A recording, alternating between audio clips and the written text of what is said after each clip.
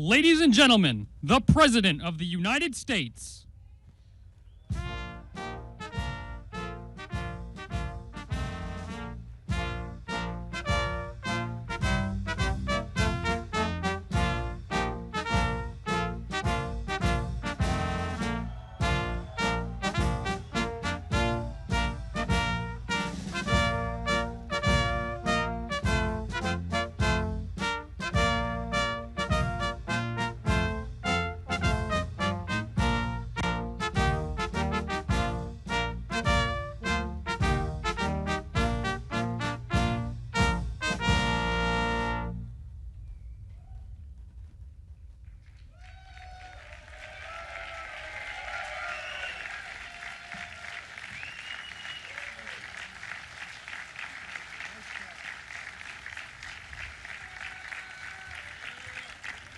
Thank you very much. Thank you. Nice crowd. What a good-looking group of people. Well, we have some very, very good news today, and a lot of good things are happening for our country. Please sit down. My fellow Americans, this is Liberation Day, waiting for a long time. April 2nd, 2025 will forever be remembered as the day American industry was reborn, the day America's destiny was reclaimed, and the day that we began to make America wealthy again. We're going to make it wealthy, good and wealthy. For decades, our country has been looted, pillaged, raped, and plundered by nations near and far, both friend and foe alike. American steelworkers, auto workers, farmers, and skilled craftsmen, we have a lot of them here with us today. They really suffered gravely. They watched in anguish as foreign leaders have stolen our jobs, foreign cheaters have ransacked our factories, and foreign scavengers have torn apart our once beautiful American dream. We had an American dream that you don't hear so much about. You did 4 years ago, and you are now, but you don't too often, and for many years and decades even, you didn't hear too much about.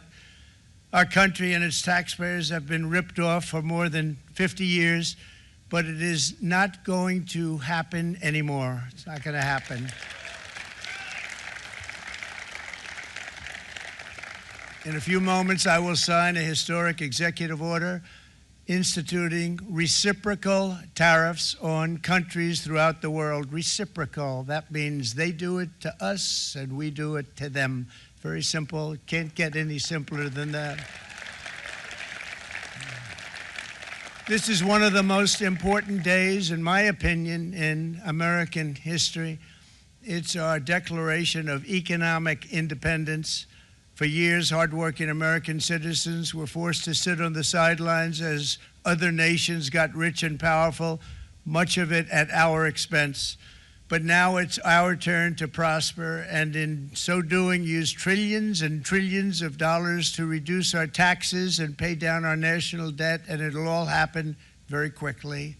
With today's action, we are finally going to be able to make America great again, greater than ever before.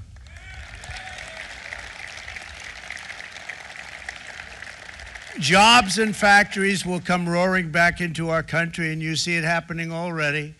We will supercharge our domestic industrial base. We will pry open foreign markets and break down foreign trade barriers. And ultimately, more production at home will mean stronger competition and lower prices for consumers. This will be indeed the golden age of America. It's coming back, and we're going to come back very strongly. We're pleased to be joined on this momentous occasion by Vice President J.D. Vance. J.D., thank you. Thank you. Thank you very much. Where are you, J.D.? No, that wasn't too hard to find. I was looking, you know, he likes to take a low-key attitude, so it'd usually be sitting right in front. He's gaining a lot of confidence, Mike, isn't he? And nearly my entire cabinet is here, as well as Speaker Mike Johnson, who's done an amazing job. And with the great success we had last night in Florida, we have a majority of 7. And 7's like a lot when we had it at 1, right? You've done a fantastic job, and many of the members of the House and Senate are with us. Senators, congressmen, thank you all for being with us. We appreciate it. For decades, the United States slashed our trade barriers on other countries, while those nations placed massive tariffs on our products and created outrageous non-monetary barriers to decimate our industries. And in many cases, the non-monetary barriers were worse than the monetary ones. They manipulated their currencies, subsidized their exports, stole our intellectual property, imposed exorbitant VAT taxes to disadvantage our products, adopted unfair rules and technical standards, and created filthy pollution havens. They were absolutely filthy, but they always came to us and they said, we're violating, we should pay for it. It's all detailed in a very big report by the U.S. Trade Representative on foreign trade barriers, and I'll just hold it up for you. It's available, and you don't have to pay too much. As I understand it, you'll pay nothing. It's a lot of work for something, actually, because it's a special book. It's frankly, it's very upsetting when you read it, when you see what people have been doing to us for 30 years. This all happened with no response from the United States of America, none whatsoever. But those days are over. Let me offer just a few examples of the vicious attacks our workers have faced for so many years. The United States charges other countries only a 2.4 tariff on motorcycles. Meanwhile, Thailand and others are charging much higher prices, like 60%. India charges 70%. Vietnam charges 75%, and others are even higher than that. Likewise, until today, the United States has for decades charged a 2.5 tariff. Think of that, 2.5% on foreign-made automobiles. The European Union charges us more than 10% tariffs, and they have 20% VATs, much, much higher. India charges 70%, and perhaps worst of all are the non-monetary restrictions imposed by South Korea, Japan, and very many other nations. As a result of these colossal trade barriers, 81% of the cars in South Korea are made in South Korea. 94% of the cars in Japan are made in Japan. Toyota sells 1 million foreign-made automobiles into the United States, and General Motors sells almost none. Ford sells very little. None of our companies are allowed to go into other countries. And I say that, friend and foe, and in many cases, the friend is worse than the foe in terms of trade. But such horrendous imbalances have devastated our industrial base and put our national security at risk. I don't blame these other countries at all for this calamity. I blame former presidents and past leaders who weren't doing their job. They let it happen, and they let it happen to an extent that nobody can even believe. That's why, effective at midnight, we will impose a 25% tariff on all foreign-made automobiles.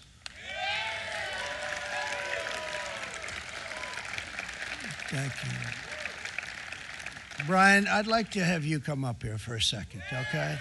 I just see him sitting. He's been a fan of ours, and he understands this business a lot better than the economists, a lot better than anybody. Brian, say a few words, please, would you? Thank you, Mr. Thank you. President. It's a great honor to have you. Thanks. Thank you, Mr. President. I grew up just north of Detroit, Michigan, in Macomb County, known as the home of the Reagan Democrats. My first vote for president was for Ronald Reagan. I thought that was going to be the best president I ever saw in my lifetime until Donald J. Trump came along. I have watched my entire life, I have watched plant after plant after plant in Detroit and in the metro Detroit area close. There are now plants sitting idle. There are now plants that are underutilized, and Donald Trump's policies are going to bring product back into those underutilized plants. There's going to be new investment. There's going to be new plants built. And the UAW members, and I brought 20 of them with me, they're sitting right over here. We support Donald Trump's policies on tariffs 100%. So, Mr. President, we can't thank you enough. And in 6 months or a year, we're going to begin to see the benefits. I can't wait to see what's happening 3 or 4 years down the road. Thank you, Mr. President. Thank you so much. Thank you. What a great guy. He got it right from the beginning. He got it before almost anybody else. This group over there, they got it too. And, you know, we won the state of Michigan. We won almost all of them. But we won Michigan by a lot, and I want to just thank you all. The auto workers were fantastic. The Teamsters were fantastic. Everyone was pretty good, I will tell you. Thank you very much. I appreciate it. You're going to be very happy very soon, and you probably see what's happening with all of the, not only car companies, but car companies in particular. You see it with all of the ones they're moving, they're announcing day in, day out. You're seeing it. Nobody's ever seen anything like that. With today's actions, we're also standing up for our great farmers and ranchers who are brutalized by nations all over the world. Brutalized. Canada, by the way, imposes a 250 to 300% tariff on many of our dairy products. They do the first can of milk. They do the first little carton of milk at a very low price, but after that it gets bad, and then it gets up to 275, 300%.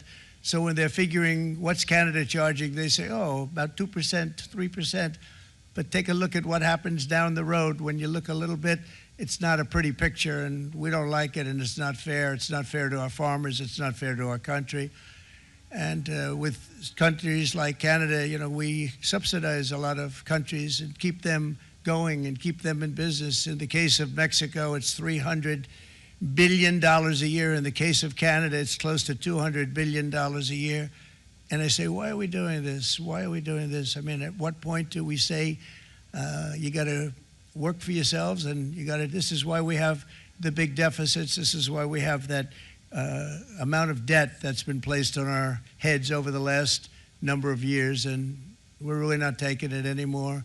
Through non-tariff barriers, the European Union bans imports of most American poultry. You understand? They say, we want to send you our cars, we want to send you everything, but we're not going to take anything that you have. Australia bans, and they're wonderful people and wonderful everything, but they ban American beef, yet we imported $3 billion of Australian beef from them just last year alone. They won't take any of our beef. They don't want it because they don't want it to affect their farmers. And you know what? I don't blame them, but we're doing the same thing right now, starting about midnight tonight, I would say. And China charges American rice farmers an overquota, it's called, a tariff rate of 65%. South Korea charges 50%. Actually, they charge different, from 50% to 513%. And Japan, our friend, charges us 700%. But that's because they don't want us selling rice, another thing. Who can blame them, Madam Secretary? Agriculture, great job you did on eggs, by the way. The egg prices came down 50%. You got them down 50%. Once we got involved, they were going through the sky. The egg prices, they were going through the sky, and you did a fantastic job. Now we have lots of eggs, and they're much cheaper, down about 59% now, and they're going down further. We charge 2.8% for so many things that other countries are charging 200%, 300%, and 400% for. If imposing tariffs and protective barriers made nations poor, then every country on earth would be racing to eliminate these policies, and China would be the first on line. They run a very strong country, but they're not first in line, and the American people are paying a very big price. From 1789 to 1913, we were a tariff-backed nation, and the United States was proportionately the wealthiest it has ever been. So wealthy, in fact, that in the 1880s, they established a commission to decide what they were going to do with the vast sums of money they were collecting. We were collecting so much money so fast, we didn't know what to do with it. Isn't that a nice problem to have? What do you think, Marco? Good problem? Marco would love that problem. But we don't have that problem anymore, but we're not going to have it very much longer, I will tell you. But they collected so much money, they actually formed a commission to determine what they were going to do with the money, who they were going to give it to, and how much. Then in 1913, for reasons unknown to mankind, they established the income tax so that citizens, rather than foreign countries, would start paying the money necessary to run our government. Then in 1929, it all came to a very abrupt end with the Great Depression, and it would have never happened if they had stayed with the tariff policy. It would have been a much different story. They tried to bring back tariffs to save our country, but it was gone. It was gone. It was too late. Nothing could have been done. It took years and years to get out of that depression, far longer than even FDR had that office right over there for a long period of time. The ramp system, that's rather intricate, was built because of him, and every time you walk up, you think of him, and he did a great job in many ways, but it lasted long beyond his terms, as you know. But it's not too late any longer, and we're going to start being smart, and we're going to start being very wealthy again. We're going to be wealthy as a country because they've taken so much of our wealth away from us. We're not going to let that happen. We truly can be very wealthy. We can be so much wealthier than any country. It's not even believable, but we're getting smart. Nearly a century later, in the face of unrelenting economic warfare, the United States can no longer continue with a policy of unilateral economic surrender. We cannot pay the deficits of Canada, Mexico, and so many other countries. We used to do it. We can't do it anymore. We take care of countries all over the world. We pay for their military. We pay for everything they have to pay, and then when you want to cut back a little bit, they get upset that you're not taking care of them any longer. But we have to take care of our people, and we're going to take care of our people first, and I'm sorry to say that.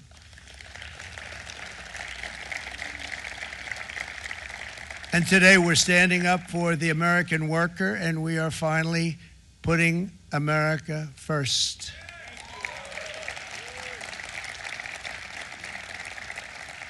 In Sleepy Joe Biden's last year in office, the United States hemorrhaged 100,000 manufacturing jobs, and the number was going through the roof at levels never seen before.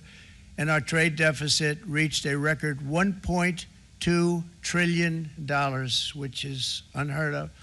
Since the beginning of NAFTA, the worst trade deal ever made, it was a horror show. I was able to terminate it. They all said you'd never be able to get it out. We had to get approval from Congress to get it terminated. We had to live with that deal. It was the worst trade deal ever made by far. But since the very beginning of NAFTA, our country lost 90,000 factories. Think of what that is, 90,000. Think about putting a map up and putting tax on it. You wouldn't have enough room. 90,000. I said, is that possible? We had it checked 4 different times, and it was actually somewhat higher than that. And 5 million manufacturing jobs were lost while racking up trade deficits of $19 trillion. That was the worst trade deal ever made. As a result of these gigantic losses, foreign nations now own $26 trillion more of American assets than think of this, than the Americans own of their own foreign assets or other foreign assets. The United States can no longer produce enough antibiotics to treat our sick. We have a tremendous problem. We have to go to foreign countries to treat our sick. If anything ever happened from a war standpoint, we wouldn't be able to do it. We import virtually all of our computers, phones, televisions, and electronics. We used to dominate the field, and now we import it all from different countries. A single shipyard in China now produces more ships every year than all of the American shipyards combined. Think of that. And it was a business that we used to dominate. We used to dominate it totally. In short, chronic trade deficits are no longer merely an economic problem. They're a national emergency that threatens our security and our very way of life. It's a very great threat to our country. And for these reasons, starting tomorrow, the United States will implement reciprocal tariffs on other nations. It's been a long time since we even thought of that. We used to think about it a lot. We didn't think about it for many decades, and you see what's happened. For nations that treat us badly, we will calculate the combined rate of all their tariffs, non-monetary barriers, and other forms of cheating. And because we are being very kind, we're kind people, very kind. You're not so kind when you got ripped off with your salaries. My auto worker friends and my Teamster friends and all of the unions that typically voted Democrat, they're not voting Democrat anymore because worker, whether union or non-worker, they're for the Republicans now. That's what happened. But we will charge them approximately half of what they are and have been charging us. So The tariffs will be not a full reciprocal. I could have done that, yes, but it would have been tough for a lot of countries. We didn't want to do that. I'd like to see the chart if you have it. Could you bring it up, Howard? This is our great Secretary of Commerce, Howard Lutnick. Thanks, Howard. So if you look at that, China, first row, China, 67%. That's tariffs charged to the USA, including currency manipulation and trade barriers. So 67%, I think you can, for the most part, see it. Those with good eyes, with bad eyes. We didn't want to bring, it's very windy out here. We didn't want to bring out the big charts because it had no chance of standing. Fortunately, we came armed with a little smaller chart.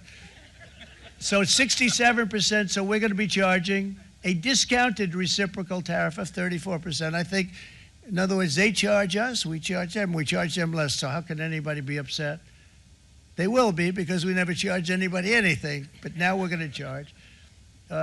European Union, they're very tough, very, very tough traders. You know, you think of European Union, very friendly. They rip us off. It's so sad to see. It's so pathetic.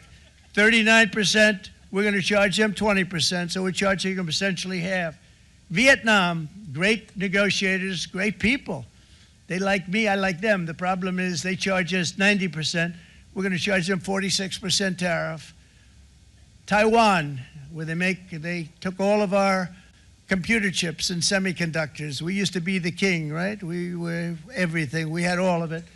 Now we have almost none of it, except the biggest company is coming in. We're going to end up with almost 40%. Lee Zeldin's working to get their approvals. And it's an amazing company. Mr. Wei, of one of the great companies of the world, actually. They're coming in from Taiwan, and they're going to build one of the biggest plants in the world, maybe the biggest for that. But 64%, we're going to charge them 32%. Japan, very, very tough, great people. And again, I don't blame the people for doing it. I think they're very smart in doing it. I blame the people that sat right in that Oval Office, right over there, right behind the Resolute desk or whichever desk they chose. Japan, 46%. They would charge us 46%, and much higher for certain items like cars, you know, little items like cars. 46%, we're charging them 24%. India, very, very tough, very, very tough. The Prime Minister just left, and he's a great friend of mine, but I said, you're a friend of mine, but you're not treating us right. They charge us 52%. You have to understand, we charge them almost nothing for years and years and decades, and it was only 7 years ago when I came in, we started with China and charged them. We took in hundreds of billions of dollars from China in tariffs, and they understood, honestly. President Xi understood. He said, look, I understand, and the other countries, and they all understand. We're going to have to go through a little tough love, maybe, but they all understand. They're ripping us off, and they understood it. Prime Minister of Japan, Shinzo Abe. He was a fantastic man. He was unfortunately taken from us, assassination. But I went to him and I said, Shinzo, we have to do something. Trade is not fair. And he said, I know that, I know that. And he was a great gentleman. He was a fantastic man, but he understood immediately what I was talking about. I said, Shinzo, we have to do something. He said, I know that. And we worked out a deal, and it would have been a much better deal, but frankly, there were many years left on the deal that was made previous to my getting there, but it was something. If you look at Switzerland, 61% to 31%. Indonesia, Malaysia, Cambodia. Oh, look at Cambodia, 97%.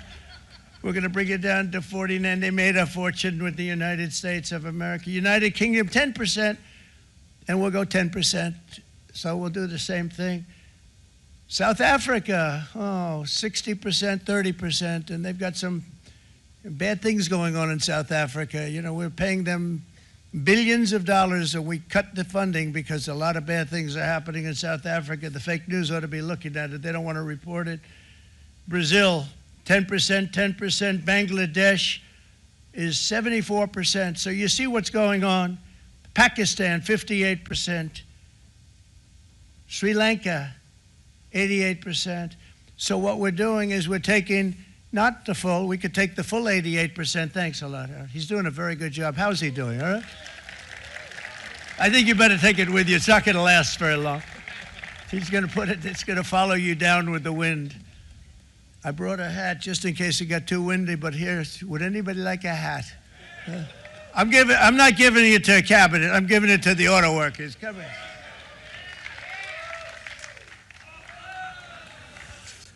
Thank you, fellas. Get it. That's it. That's it. They deserve it more than our cabinet. Our cabinet has plenty of hats. But you see the numbers. The numbers are so disproportionate. They're so unfair. At the same time, we will establish a minimum baseline tariff of 10%. You notice that on the chart.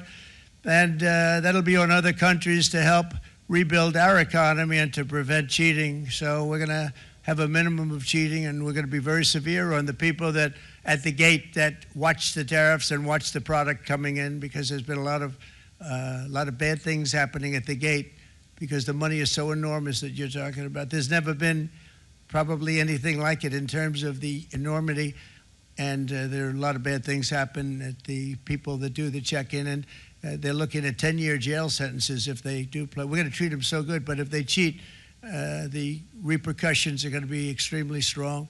Foreign nations will finally be asked to pay for the privilege of access to our market, the biggest market in the world. We're right now the biggest market in the world. We had a great country 4 years ago in terms of the economics. We were doubling up on China. We were doing so well. Nobody was going to catch us, but so much of it slipped away over the last 4 years under Biden.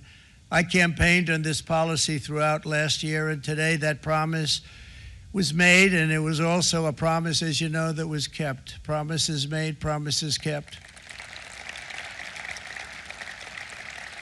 To any company that objects to our common sense reciprocal tariffs, again, reciprocal, back and forth, back and forth. And I call this kind reciprocal. This is not full reciprocal. This is kind reciprocal.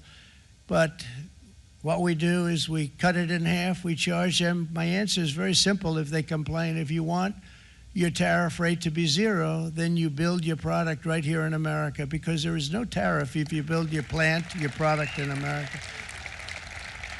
And we've seen companies coming in like we've never seen before. Likewise to all of the foreign presidents, prime ministers, kings, queens, ambassadors, and everyone else who will soon be calling to ask for exemptions from these tariffs. I say, terminate your own tariffs, drop your barriers, don't manipulate your currencies. They manipulate their currencies like nobody can even believe, which is a bad, bad thing and very devastating to us. And start buying tens of billions of dollars of American goods. Tariffs give our country protection against those that would do us economic harm. And many people were looking to do us economic harm. Maybe not so obviously, but they were doing tremendous economic harm. But even more importantly, they will give us growth. These tariffs are going to give us growth like you haven't seen before, and it'll be something very special to watch. I am so looking forward, and Brian, it's going to happen even faster than you said. You know, you might say, but it's already started. It's already started. Work's already begun on plants all around the country, and you see that as before. These are big, rich companies. We have $61 billion started on a big plant going up. It's going to be announced over the next 2 days, and they already started work. Many of these the biggest companies in the world, they've committed to build, build, build. We're going to build, build, build, sir. And they came here to see me, and wanted to know if they could have a press conference. I do as many as I can. I'm pretty busy trying to stop Russia and Ukraine and the Middle East. We got to stop that. We're going to stop the Houthis, which we're making tremendous. They like shooting ships down and out of the water, sinking ships. They get a kick out of it, but they're not getting such a kick out of it now, are they, Mr. Secretary? They're not getting such a kick out of that now. But here are just a short list of some of the companies that have already announced and committed to investment. And this is a company that built its factories and its plants in China. Apple is going to spend $500 billion. They never spent money like that here. They're going to build their plants here. SoftBank, OpenAI, and Oracle, great companies, are investing $500 billion almost immediately. NVIDIA, a hot company, is investing hundreds of billions of dollars. They just announced. TSMC, the biggest, most important company in the world of chips from Taiwan, with no investment from us, is investing $200 billion. And they said the reason was, number one, the election of November 5th, and number two, the tariffs. They don't want to pay the tariffs, and the way they're not paying it is to build their plant here. So we're going to go from almost no percentage. We used to have 100% of the chip market. Now it's all in Taiwan. Almost all of it's in Taiwan, a couple of other countries, but mostly in Taiwan. And think of it, we had 100%. We lost it because of people in that office that didn't do their job. They allowed it to be stolen from us. Johnson & Johnson, great company, $55 billion. Eli Lilly, $27 billion. Meta is investing $500 billion. Wow. DeMac is investing $20 billion. CMA, CGM, $20 billion. And then you have Merck and Clarios, Stellantis, General Motors, GE Aerospace, Honda, Nissan, Hyundai are all putting in billions and billions of dollars, and they're committed 100%. So.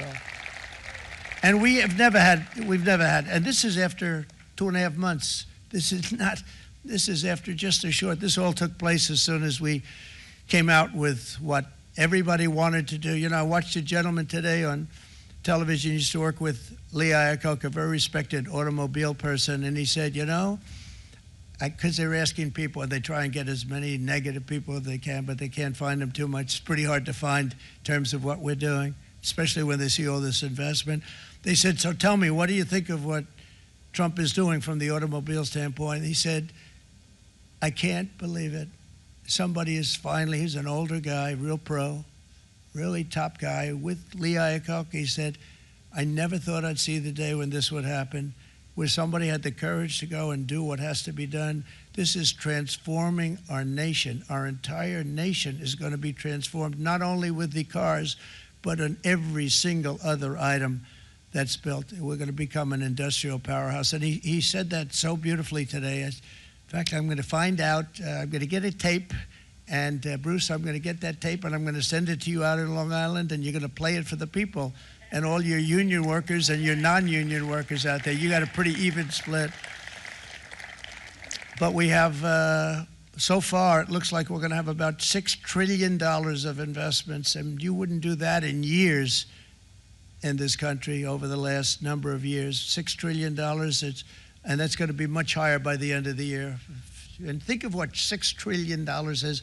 You wouldn't have even a small percentage of that under this other system. We're going to be an entirely different country, and it's going to be fantastic for the workers. It's going to be fantastic for everyone. There will never have been a transformation of a country like the transformation that's already happening in the United States of America. It's an incredible thing to watch, and it's incredible to meet with the top people, people that you read about, very wealthy people, or people that are great managers and executives and presidents of big public companies, and to watch the enthusiasm they have now that they didn't have. They gave up on our country. They went to foreign countries and they built. Companies are pouring into our country at levels never seen before, with jobs and money to follow, and it's really beautiful. In the coming days, there will be complaints from the globalists and the outsourcers and special interests and the fake news. Always, fake news will always complain.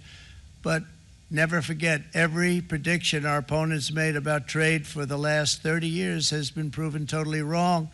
They were wrong about NAFTA. They were wrong about China. They were wrong about the Trans-Pacific Partnership, which would have been a disaster if I didn't terminate it. If I didn't terminate that, United Auto Workers, you would have had no jobs in this country. You would have had no jobs. It was all going to other countries. In my first term, they said tariffs would crash the economy. Instead, we built the greatest economy in the history of the world. And again, I have great respect for President Xi of China, great respect for China, but they were taking tremendous advantage of us, and I commend them for that. I say, hey, if you can get away with it, that's okay. But, you know, they understand exactly what's happening, and they probably, most of them are saying it's about time they did something, but and they're going to fight, and they're going to fight fair. Everyone's going to fight. You know, it's like, I say to the leaders, look, you got to take care of your country, but we have to start taking care of our country now. We can't do what we've been doing for the last 50 years. From the day of my election, the stock market went up in my first term 88%, with NASDAQ going up 155%, more than any president has ever had in any term in office, by far. And I think we're going to blow that away. And maybe the numbers won't show, but I think they're going to show much better than even those numbers. But what you're going to see is you're going to see activity, that empty, dead sites, factories that are falling down. Those factories will be knocked down, and they're going to have brand new factories built in their place. They're not only talking about renovating, they're talking about brand new, the best anywhere in the world, the biggest anywhere in the world. I have a friend who builds car plants, and I said, I want to see the biggest and the best. He said, well, we have to go to Mexico. I said, no, I want to see it in the United States. He said, we're not building them in there. This is a year and a half ago during the campaign. He said, we're not building it. You'd have to go to Mexico. When I was starting to decide to run, and I went to number one in the polls very rapidly, I want to say, like let's say in the first hour, and then shortly thereafter, it looked like I was going to win, and the fake news was saying, "Oh no, don't do this." What they don't know is if I didn't win, they would have really been in trouble, because nobody wants to read them anyway. But I tell you what, when it looked like I was going to win, I announced that I was going to be doing exactly what we're talking about today. Great consistency, actually, because I've been talking about it for 40 years, but because I saw what was happening 40 years ago. If you look at my old speeches when I was young, very handsome, my old speeches, and that people would say, I'd be on a television show, I'd be talking about how we were being ripped off by these countries. I mean, nothing changes very much. The only thing that changed were the countries, but nothing really changes. But it's why it's such an honor. It's such an honor to be finally able to do this.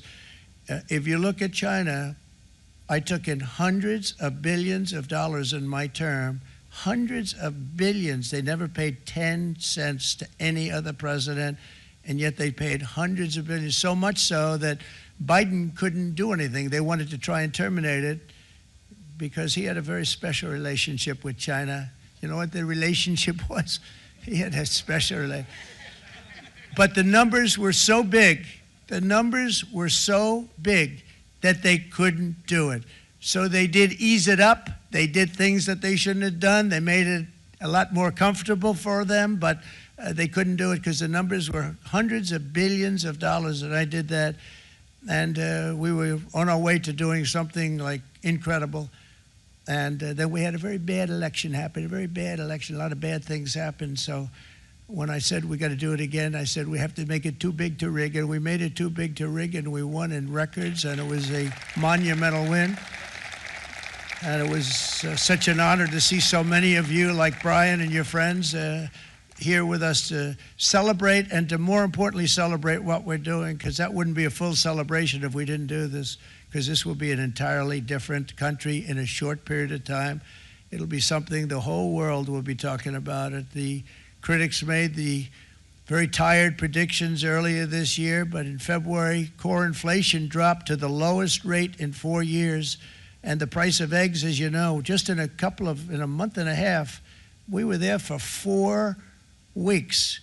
And the first week, I got blamed for eggs. I said, I just got here.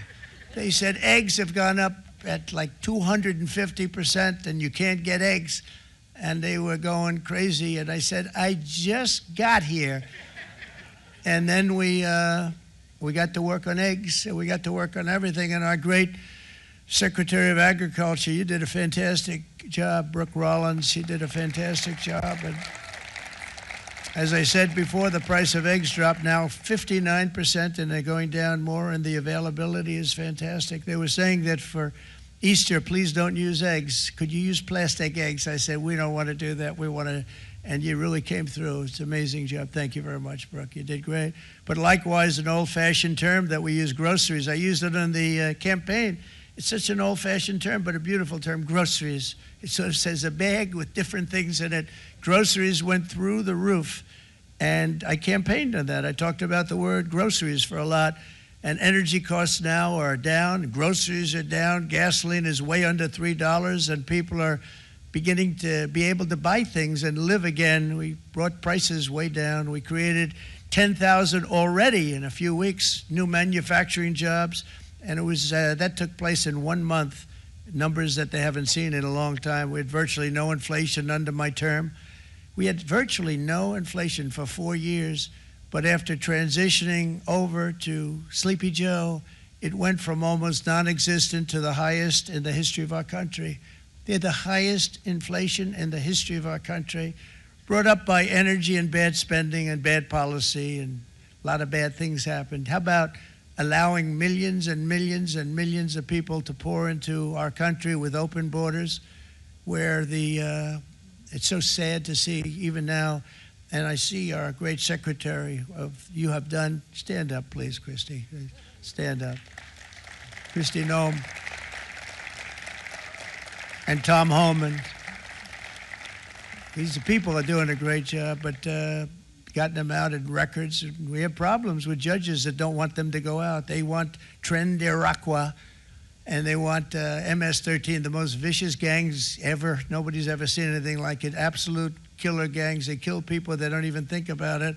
And we put them out, and we have judges now, radical left judges that they don't want them to go out. They want them to even be brought back. Let's bring them back. You've done a fantastic job, and please thank everybody. Homeland Security, thank everybody. Appreciate it. And we now have a border that's the best border that we've ever had, even better than it was my first term. My first term we did good, but this one we really specialized in. We've done really well. And we had records then. We had the best, safest border. 4 years ago, we had the best border there ever was. And now we have, you've actually matched it and done even better. And we're going to get it down the right way. And we want people, by the way, to come into our country, but we want to come in through a legal process. We want them to come in legally. We need more people. We need people to run these plants and to help the auto workers and the Teamsters and the non-union people and everybody else. But we need people, and the farmers. And we're going to let people come in, but they want to come in. We want them to come in legally. They have to have the capability of loving our country, not people that hate our country. We don't want them in our country. And now we're going to pass the largest tax cuts in American history, and that's where we're relying on Mike and John Thune. And we will not cut Social Security, Medicare, or Medicaid benefits, and the Democrats will, because if they got in, the entire economy would collapse. This country was heading for a collapse under the people that you saw. They were horrible. I think one of the reasons people like the job, I have my highest approval ratings because I think they're comparing me to the worst administration in the history of our country, so I appreciate that at least. But Speaker of the House, Mike Johnson, and Senate Majority Leader, appreciate it, Mike. John Thune have been fantastic, by the way. But they've been working tirelessly on taking the next step to pass the plan for our one big, beautiful bill. I'd like to name it that if you can. One big, beautiful. I made that statement about 6 months ago, and everybody calls it one big, beautiful bill. And it will be that. It'll have everything, the big tax cuts and every incentive there is. And it'll be fantastic. And by the way, for the cars, we're asking for an interest deduction on a loan. So if you build the car, only in America we do it, Brian. If the car's not built in America, you don't get the interest rate deduction. But if you build the car in America, if you buy a car, if it's built in America, then you get an interest rate deduction, tax deduction, and that's a big thing. That's going to be a big thing. I think that's going to pay for itself very quickly, that deduction. Never happened. We've never had anything like that before. Somebody said, where do you get the idea? Because it's so basic. You would think that would have happened a long time ago. It never did, and I'm very happy it didn't, because now I can say that was my idea. But we're going to get us closer to the debt extension. We have to get the debt extension passed, and I know you're going to be able to do that, Mike, and it's very important that you do that. And all of the other things that the Senate budget plan gives us, along with working, because I know they're working together, John and Mike, and the two bills are going very well together. We need to get our shared priorities done, including certain permanent tax cuts. We want the tax cuts to be permanent, spending cuts, energy and historic investments in defense, border, and so much more. We're covering everything. These will be phenomenal. There'll be no bill like this going to straighten. One bill is going to straighten out our country for many, many years to come. And we said, let's just do it and let's get it done. And some guys will love it and some guys will like it a little bit less because they're not getting what they were exactly looking for, but they're getting a lot. They'll never, if we get this done, it'll be the most incredible bill ever passed in the history of our Congress and Senate and congressmen, the senators and the congressmen, many of whom are here today, will be very proud of themselves. I really believe that it's going to set us on a whole new prosperous path. We're going to cut spending and right-size the budget back to where it should be. We're going to do that very strongly. Thank you, Rick. Thank you. John, thank you. Oh, look at all of our senators over there. Oh, boy. That's a nice group of people. But I won't like them so much if they don't get this bill done. That's a great group. And Congressman, thank you very much. I appreciate it. Tremendous people. The Senate plan is my complete and total support, and the House plan likewise is very similar. They're moving along pretty much at the same clip, and as soon as you're ready, you'll show it to me, and I'm sure it'll have my support, Mike. Every Republican congressman and senator must unify. We have to unify. We can't be separated. We have to get it done. We have to get absolutely everything we can, and we have to take care of the American people. That's the only thing that matters. We have to take care of the American people first. We need to pass this bill immediately, get it done, including debt extension. From this day on, we're not going to let anyone tell us that American workers and families cannot have the future that they deserve. We're going to produce the cars and ships, chips, airplanes, minerals, and medicines that we need right here in America. The pharmaceutical companies are going to become roaring back. They're coming roaring back. They're all coming back to our country because if they don't, they got a big tax to pay. And if they do, I'll be very happy, and you're going to be very happy, and you're going to be very safe. We're going to build our future with American hands, with American heart, American steel, and we're going to build it with American pride like we used to. We're approaching our 100th day as president and have been given credit by a lot of people, actually, even some of the fake news. Can you believe it?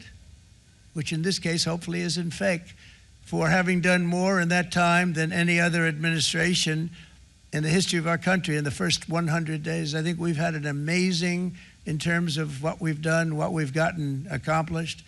I'd like to see if we can get that war ended and another war from not starting in the Middle East. We have to get Russia. They're losing 2,000 on average, 2,500 people a day, young people, soldiers, Russian. Think of that. 2,500 through some days, but on average, probably over about a 1 week period, it's 2,712, they say. They're losing those soldiers. They're dying.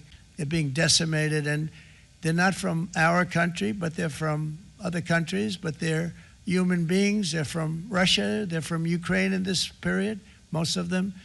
And we're going to get it stopped. It's a senseless war that would have never happened if I was president, and it shouldn't be allowed to go on. And I think we're being given good cooperation by Russia and by Ukraine, but we have to get it stopped. It's humanity. It's humanity. It's a terrible thing. This will be a very big moment. I think you're going to remember today. It's going to be a free nation that we're dealing with. We're going to have a very free and beautiful nation. It's going to be Liberation Day in America, and it's going to be a day that hopefully you're going to look back in years to come and you're going to say, you know, he was right. This has turned out to be one of the most important days in the history of our country. God bless you and God bless America. Thank you, everybody. Thank you very much. Thank you. Thank you very much.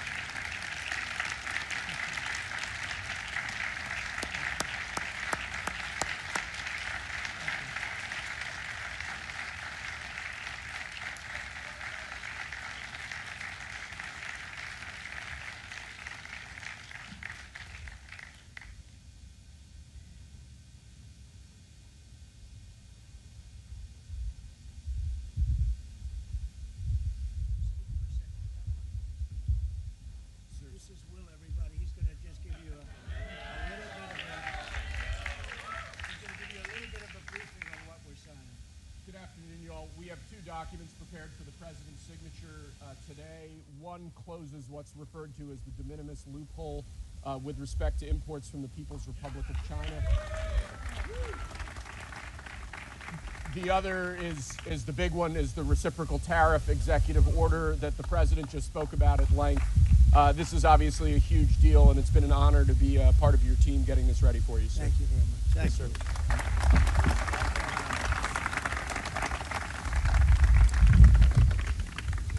This is big stuff.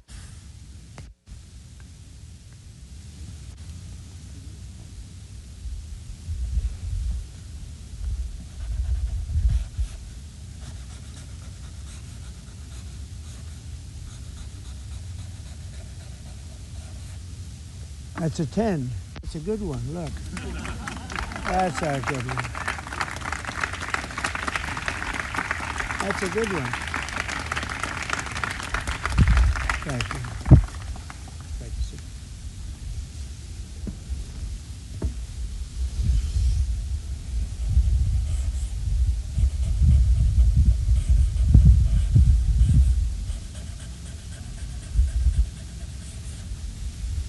Okay, thank you very much. I'm going to hand out these pens now, if I can. Come on over. Yeah.